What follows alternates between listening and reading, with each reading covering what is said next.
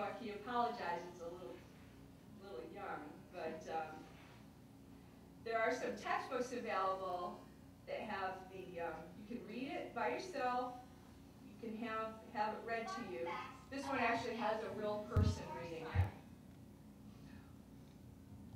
Or you can have, Dog's feet sweat. Dog's feet sweat. He was a little embarrassed. I don't know, can you hear that? He may just be feeling playful. Sweaty feet also help dogs. The other nice new feature on this is that you can record yourself reading the book.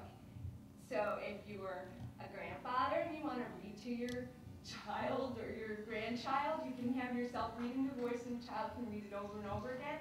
Or if you're, you know, if you have a student with a disability, we have the textbooks. I get them in e-text format all the time, but we always can't get the recordings for it. We can quite often, but not always. We could actually, you know, record parts of that and then the student could follow along with the text. So that's kind of neat. This is a pretty cool tablet, something that you didn't see a couple years ago. It's not as big as the iPad, but it has that nice smooth touch. You can pinch and zoom and magnify it, and it has all sorts of apps that you can download. You go on the internet, you can record. There's no camera on this one, but there are on some of the other ones. So the intuitive features of the iPad and the tablets are what makes them universal design devices. And by intuitive, I mean, you know, a child or an older person or somebody not very technologically sound could understand them. So red means stop, you know, green means go, those types of features. Now, the iPad has the pinch and zoom.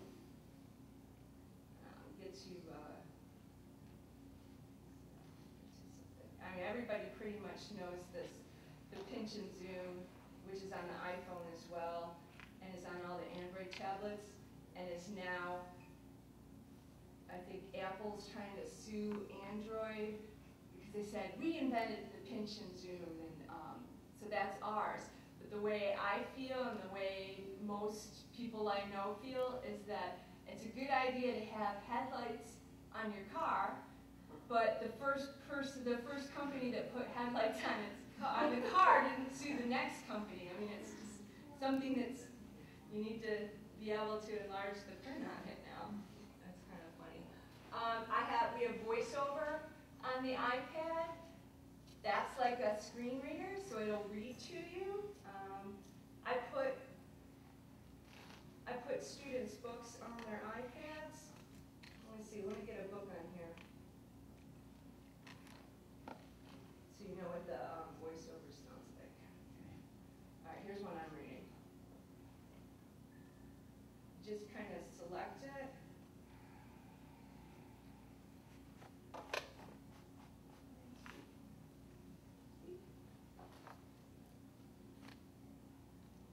Children toxic. It was definitely not consistent with great brain function. Initially, I didn't understand why. All my life, I have been someone who rarely drank alcohol. There's different settings for it. So I set it so that whatever I select, it'll speak, but you can have it speak everything. So if I had very little usable vision at all and I wanted it to speak the menu items, I would just let it go. And it would speak every menu item and drop-down boxes and all that, and it would go on from page to page. Or the way that most people like to use it is they like to say, you know, speak what I'm telling you to speak and not everything. And so that's built into it. Or you can pay $1,000 for JAWS. $500 for an iPad, you get lots more. You can adjust the rate of speed. Oh, yes. Hey, is it okay if I ask you a question, Stephen? Sure. How fast do you use your voice when you listen to your books? Now I probably 180. 180. Okay, that's fairly Words per normal. minute? What is the unit rate? You know, I'm not too sure how it's rated, but I know that's the percentage. I think it's the percentage that they put it at. I don't think it's that many words per minute, but. But you read fast. Is that how we should interpret it? Yeah. I can listen to it pretty quick, Yeah. and it takes some time to get used to, but I think over time anybody can get to a pretty good rate of speed. You know, like 600 is the level that I see quite a few of our students using. 600 words per minute, which is unintelligible to me. Yeah, that was too fast for me. I was like, whoa, she's talking faster than mine. Oh, okay. But as after an hour, you would speed it up. You'd be like, oh, come on. You just get used to it so quickly. And but I have heard some students say they're finishing their books more quickly with the same amount of comprehension or greater, speeding it up. Just the audio sometimes though doesn't work. The audio combined with seeing the book, and we have a program called Kurzweil where it's highlighting each word as it's reading to you, and it's keeping it in your short-term memory, and the retention is much better, and we have students who are getting A's who were C students before using the software. And how much is that? Kurzweil is $300 for the plain version, and then there's a $1,200 version that we have that has a scanner, and we can make MP3s and all sorts of things. And we do have a license for that. We can install it anywhere on campus, and Eddie Margie has all the info as well. And we're not limited by how many times we install it. We're only limited by how many users can be on it at once. And it's a web version. The licensing is done through the web, so the students can also, access it from home. So it's really great. But when you did the book, you had to be available in ebook, number one, some kind of electronic book. Oh. Right. Well, and a lot of books are.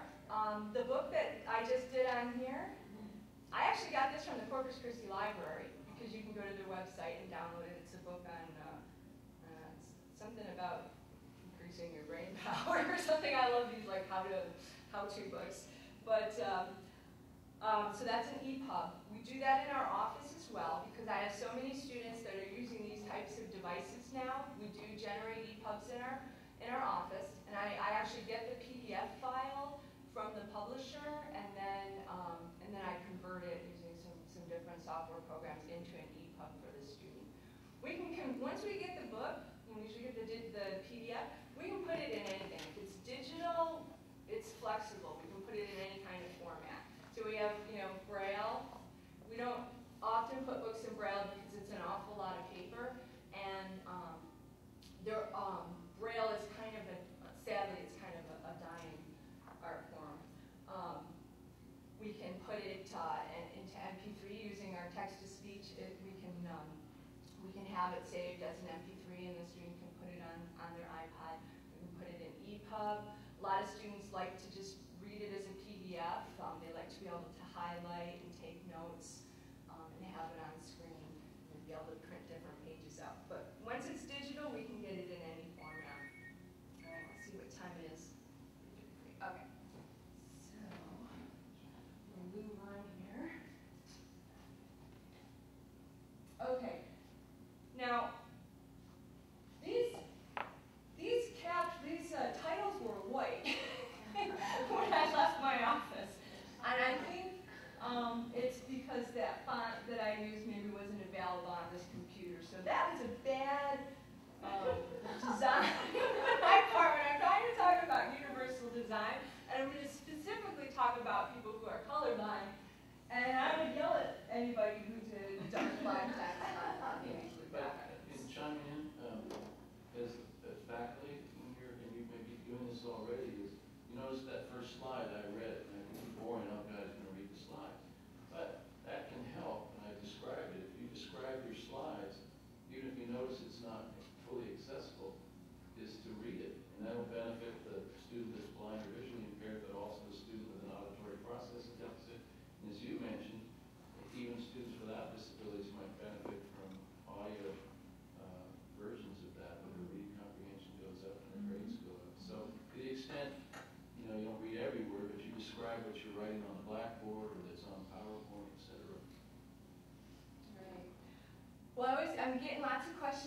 Blackboard, and I've not seen a full course yet in Blackboard Learn, the 9 version. Terry Tatum told me I'm not